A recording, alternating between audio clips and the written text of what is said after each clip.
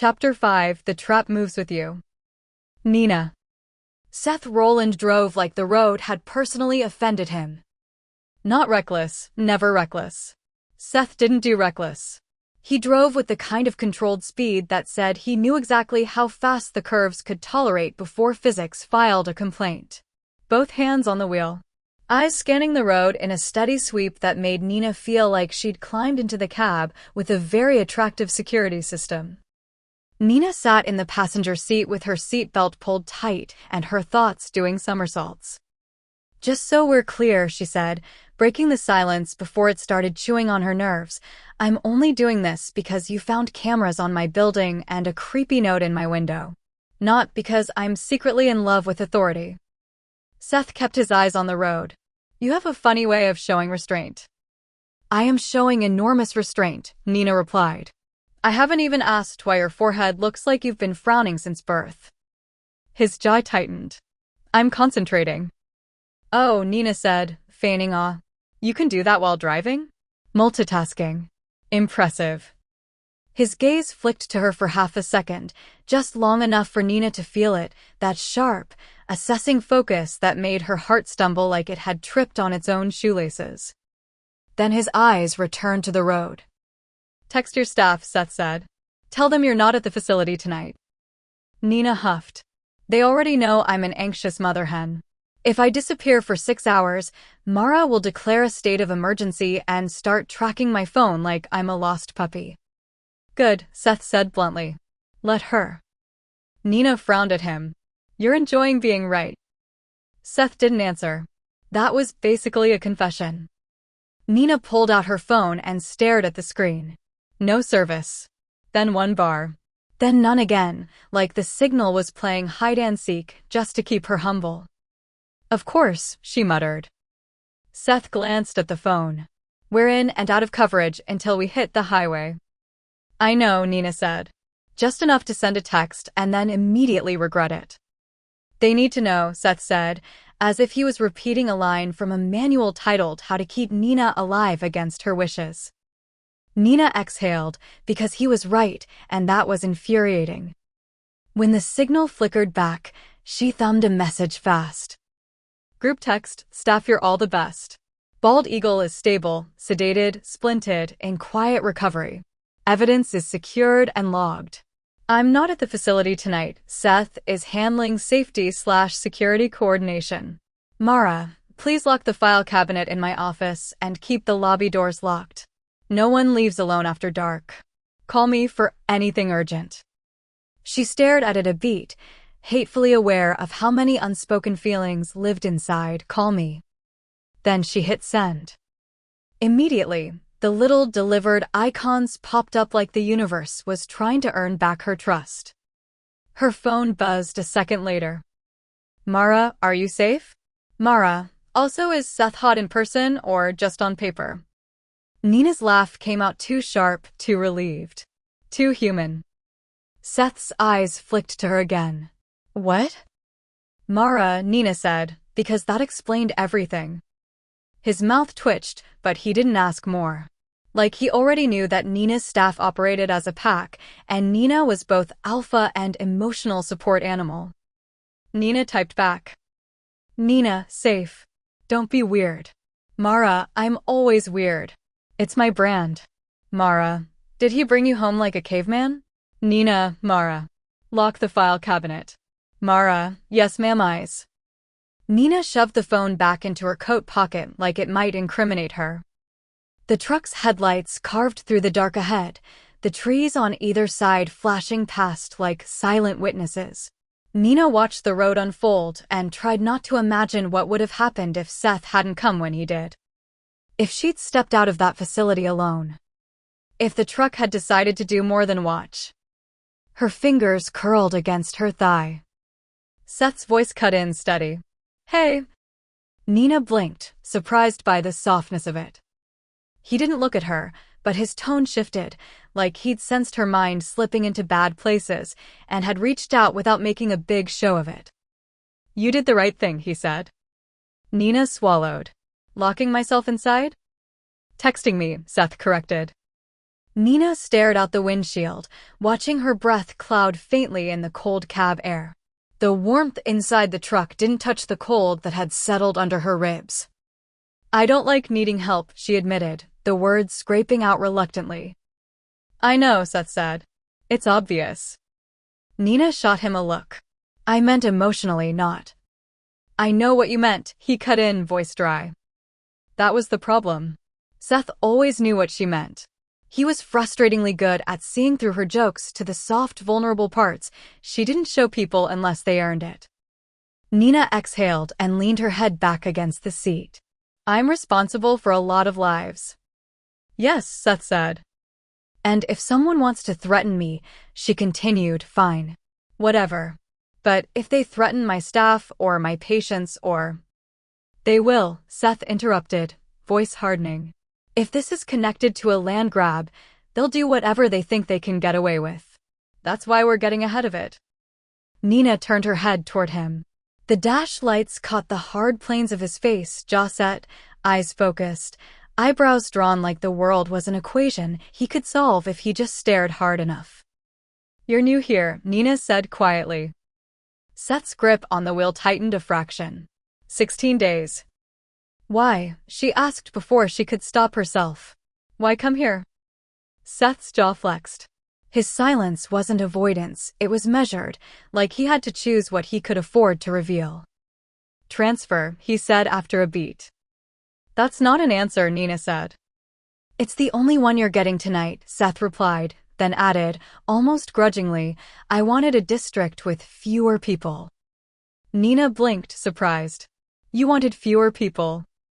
"Yes," he said simply, like it was a fact of biology. Nina studied him. Loneliness sat on some men like a wound they refused to bandage. On Seth, it sat like a choice.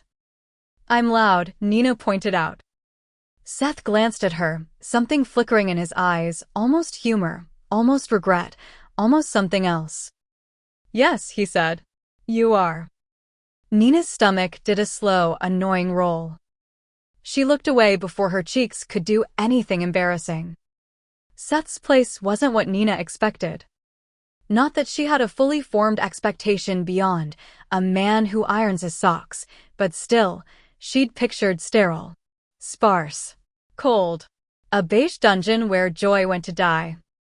Instead, his house sat back from the road, tucked among tall trees with a porch light that cast a warm cone into the yard like a quiet promise.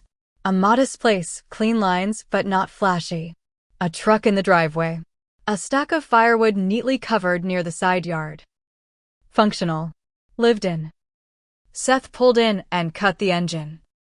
The silence that followed was thick. Nina didn't move immediately. Her pulse still felt like it was running even though the truck had stopped. Seth glanced at her. "You're thinking." "I'm always thinking," Nina said. "No," Seth replied, as if he'd learned her overlays already. "You're spiraling." Nina blew out a breath. "Rude." "Accurate," Seth corrected. Nina forced herself to unbuckle and step out, boots crunching on gravel. The night air hit her face and made her more awake than she wanted to be. Seth locked the truck and walked around the yard in a slow sweep like his body didn't know how to stop scanning for threats. Nina watched him do it, the steady, controlled vigilance, and something inside her softened even as it bristled. This man lived like the world could turn dangerous at any moment. Maybe because it could. He met her at the porch steps. "Stay close." Nina arched a brow. "I'm not a golden retriever." Seth unlocked the door. "You're worse." Nina smiled despite the fear still tucked under her skin. "Wow. Sweet." Inside, the house smelled faintly of cedar and coffee. Not fresh coffee. Old coffee. Like Seth made it in the morning, drank it black, and then forgot Joy existed until the next day. A small living room opened into a kitchen. Everything was clean, of course it was, but not showroom clean. There were signs of life. A jacket slung over a chair, a dog-eared field guide on the coffee table, muddy boots lined up by the door, a basket with keys and a pocket knife like he was ready to leave at any second. On one wall, A large map of the county was tacked up with handwritten notes and pins. Nina paused in the doorway, staring. Seth glanced over his shoulder. What? That, Nina said, pointing. That's intense. It's my district, Seth said. It's your district, Nina echoed. Do you ever sleep? Sometimes, Seth replied. Nina walked closer, eyes scanning the map. Red pins clustered along the river corridor. Blue pins dotted the outskirts. A few notes were written in sharp block letters. Dead Zone Nest Territory? Stonewater Boundary. Nina swallowed. Seth came up behind her, not touching but close enough that she could feel the heat of him, close enough that her body got annoyingly aware of his presence. We'll pull the SD cards, Seth said. See what those cameras caught.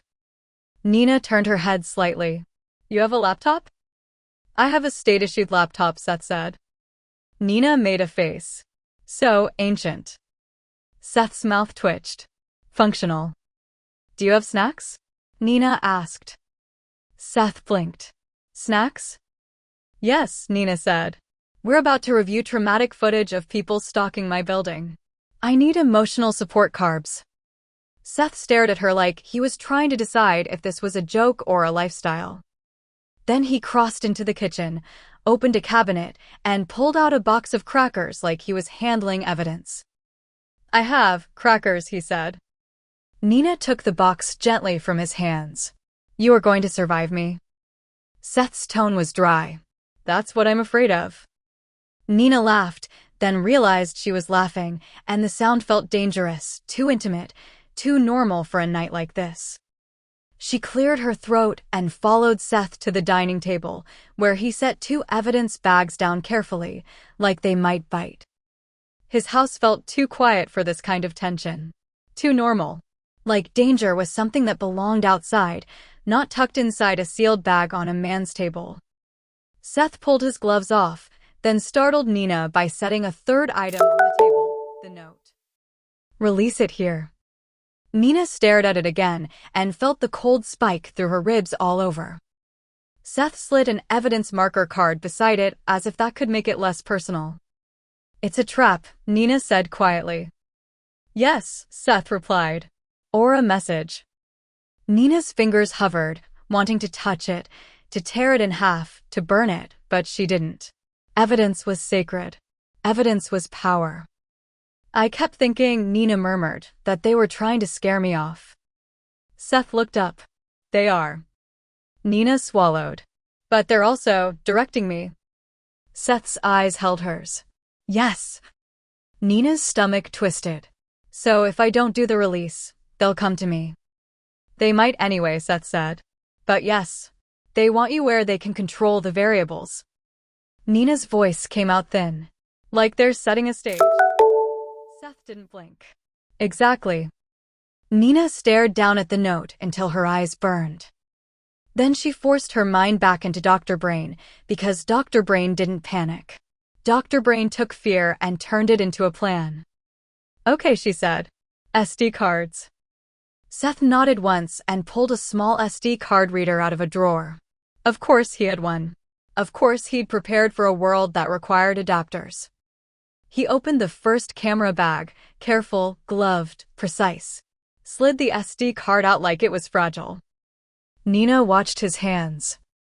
Seth's hands were the kind that made sense, strong, scarred in small places, steady. A working man's hands, not delicate, not showy. Hands that could hold a gun or a baby bird. Hands that could shove her behind a log without hesitation. Nina looked away before her thoughts got any more treasonous. Seth plugged the SD card into the laptop. The computer whirred, slow as molasses. Nina's patience died a dramatic death. You weren't kidding, she muttered. This thing runs on hope. It's secure, Seth said. It's prehistoric, Nina countered. Seth glanced at her. Would you like to file a complaint with the state? Nina smiled sweetly. I would like to file a complaint with the universe. Seth's mouth twitched, then he clicked a folder open. Images populated grainy, black and white night shots with time stamps. Seth's eyes went sharp, all joking gone. Nina leaned in closer despite herself. The first images were empty lot. Empty lot. Empty lot. Then headlights. A truck. Dark shape. Parked far edge. Timestamp, 6:39 p.m. Nina's chest tightened. Seth clicked through. The truck remained, idling. Then the cab light flared. A phone screen. A hand lifted. Nina felt her throat go tight. That's when they photographed me. Seth's jaw clenched. Yep. He clicked again. The next image showed the lobby door in the distance, a faint silhouette behind the glass. Nina. Even grainy, she recognized the posture, back straight, head tilted, keys in hand like a weapon. Nina felt a wave of disgust. She'd always known animals had predators. She'd never enjoyed being prey. Seth clicked again. The next image showed headlights sweeping the lot. Seth's truck arriving. Nina's pulse tripped. She watched the screen as Seth's truck rolled into frame. In the photos, Seth was a shape beside it, a sharp human silhouette with a flashlight. Then, movement near the dark truck. The images blurred with speed. The truck fled. Nina leaned closer, eyes straining. Can you zoom? Seth already was, his fingers moving fast. He zoomed in on the truck as it turned, but the plate was a bright smear of white and motion. Dealer tag. Useless. Nina exhaled, furious. Cowards. Seth clicked to the next camera, the one mounted on the building. New folder. New images. The first few were earlier in the day. Nina squinted at the timestamps. 1:12 p.m., 1:18 p.m., 1:25 p.m. The parking lot in daylight. A volunteer's car. A staff member unloading feed bags. Then, 2:03 p.m. Nina's breath caught. A man stood near the front window. Not inside. Outside. Close enough to tape something to the glass. His face was obscured by a hat brim. Hood up. Collar high. But his jacket sleeve, just visible in the corner of the frame, had a logo. A small bright emblem that didn't belong in the wilderness. Nina leaned closer until her breath fogged the laptop screen. That looks like... Seth's voice went sharp. Don't touch the screen. Nina blinked. I wasn't. Seth zoomed in, enhancing until the pixels turned blocky. The logo resolved just enough to make Nina's stomach drop. A crane. A stylized bird over a waveline. Stonewater's emblem, the same one on their glossy brochures, their website, their eco-luxury banners. Nina stared. Cold slid down her spine like a hand. Seth's jaw tightened so hard a muscle jumped. That's not supposed to be possible. Nina swallowed. What do you mean? Seth stared at the logo like it insulted him. They're supposed to keep distance. Developers with active permits know better than to leave identifiable marks. They use subcontractors. Third parties. They keep their hands clean. Nina's voice shook. So either they're sloppy. Or they don't think they'll get caught, Seth finished, eyes darkening. Nina leaned back slowly. Or they want us to know. The room went quiet. Seth didn't say yes. He didn't need to. Nina's heartbeat was loud in her ears. Seth clicked forward. The man finished taping the note, stepped back, looked straight toward the camera, toward Nina's building, like he knew it was there. Then he did something small. He lifted 2 fingers, touched his brow, and tipped his hand outward slightly. A mock salute. Nina felt her stomach turn. He's taunting, she whispered. Seth's voice was low, controlled, and dangerous. He wants you to go where he tells you. Nina's hands curled into fists on her lap. I want to put his fingers in a splint. Seth's gaze flicked to her. That's not how splints work. Nina didn't look away. I'm a doctor. I'll innovate. Seth stared for a beat longer than necessary, and Nina felt, like a spark, how close anger and attraction could live next to each other in the same body. Then Seth forced his eyes back to the screen. He clicked again and froze. Nina leaned forward. What? Seth didn't answer. His face had gone still, the kind of stillness that meant his mind had gone somewhere tactical. He zoomed in on the bottom corner of the frame. A timestamp. A shadow. Nina squinted. At the edge of the image, barely visible near the tree line, was another figure. Not the man with the jacket. Someone farther back. Watching the watcher. Seth's voice came out low. There's a second person. Nina's skin went cold. What? Seth paused the image, zoomed in until the pixels became ugly squares. The shape remained a human silhouette near the trees, half hidden by brush. A stance that didn't look like a worker taping a note. A stance that looked like someone trained to hold still. Someone who didn't want to be noticed. Nina's breath came shallow. Is that law enforcement? Seth's eyes didn't move. Not mine. Nina stared, pulse battering her ribs. So there's the guy with the Stonewater logo, and there's someone else monitoring him. Or coordinating, Seth said quietly. Nina swallowed. Or protecting him. Seth's jaw flexed. Or making sure he does what he's told. Nina felt dizzy, like the world had shifted slightly and she was still trying to stand upright on it. Her voice went thin. This is bigger than a shooter. Seth finally looked at her, and the intensity there made Nina's lungs forget how to work. Yes, he said. It is. Nina stared back. The table between them felt suddenly too small, the air too close. She'd spent her whole career believing the worst things she'd face were diseases and injuries, and the occasional idiot with a pellet gun. She hadn't expected corporate money and intimidation, and a staged trap wrapped around her patient like a noose. Nina forced herself to breathe slowly. So what do we do? She asked. Seth's gaze hardened. We do it right. Nina blinked. Meaning? Federal, Seth said. Fish and wildlife. And I'm calling my supervisor. I'm not handling this alone. Nina felt something loosen in her chest, relief mixed with a strange, dangerous respect. You said you don't like putting me in the middle, Nina said softly. I don't, Seth replied.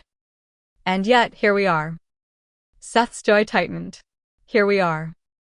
Nina looked down at the paused image again, the Stonewater logo, the mock salute, the second silhouette. Then she made herself say the thing that scared her most. Do you think they'll come back tonight? Seth didn't hesitate. Maybe. Nina swallowed, eyes flicking toward the windows.